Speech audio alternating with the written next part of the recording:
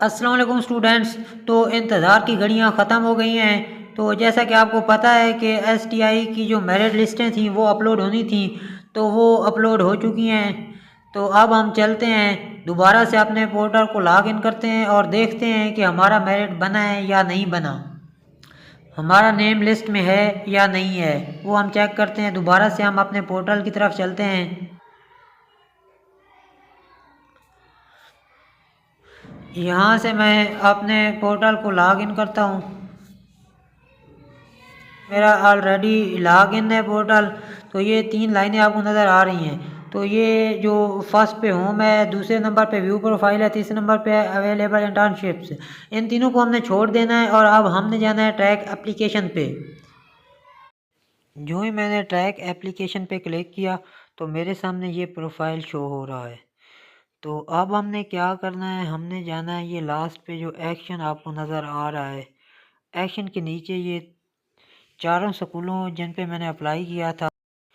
अब ये सामने एक्शन के नीचे चारों स्कूलों के सामने आपको डॉटेड नज़र आ रहे हैं। अब इन सब में से मैं किसी एक पे क्लिक करूँगा और लिस्ट को चेक करूँगा।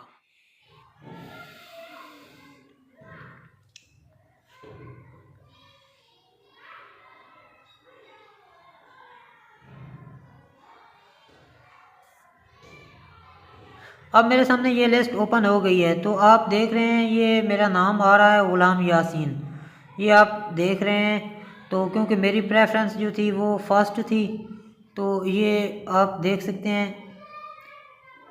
तो इसमें मेरे जो मार्क्स बने हैं वो 67.5 थे।